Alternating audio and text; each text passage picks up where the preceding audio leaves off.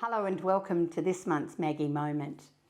In one of my recent blogs, I wrote about the importance of us having genuine verbal communication with our children and our partners and those around us, because in our digital world, we tend to be doing things without being face to face.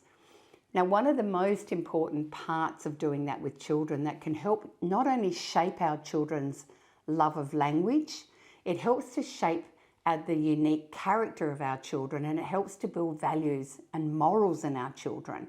And that is storytelling. Now, it's not just making up stories, they're fun too, and that's an important thing we can introduce to children, especially giving them a love of a narrative and a story, because that love can help them keep reading, even if it's tricky. But I'm going to tell you about the power of telling true stories, because it's a very different impact on us. So as a species, we've only been using the written word for around 2,500 to 3,000 years. Before that, everything was passed on via our verbal channels. So in other words, the culture is passed on via that.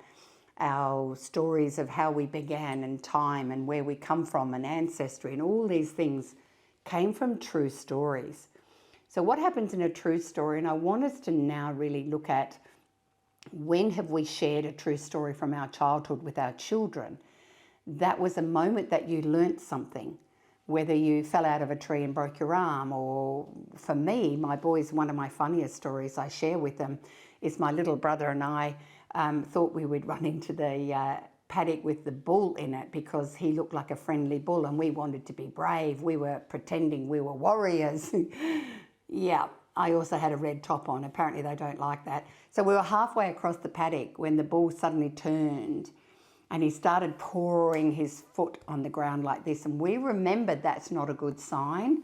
And my little brother started running and I said, no, he's not going to chase me. I was about 10 at the time and it was probably the fastest I've ever run in my life, and I literally flew over a fence and landed on the other side and the bull almost got me. Now they think it's hilarious.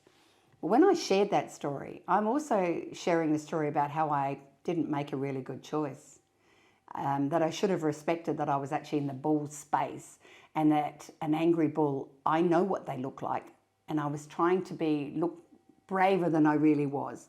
So can you see there was a teachable thing underneath that story, that while they laughed a lot, I know they heard that other story.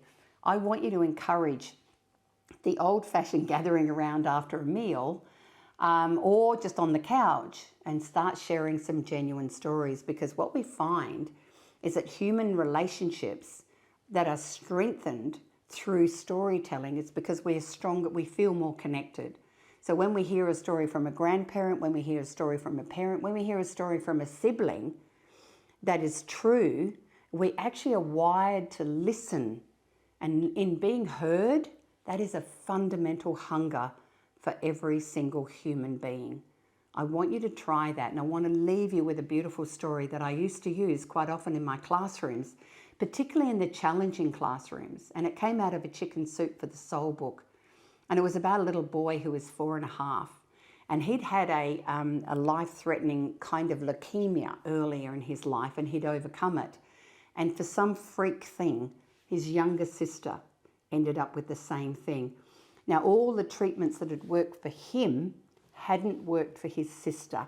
And the doctors came to him this day and thought, we think that the best thing we can do is to give your sister a direct transfusion of your blood, so that all the things that are in your blood will help her overcome this illness.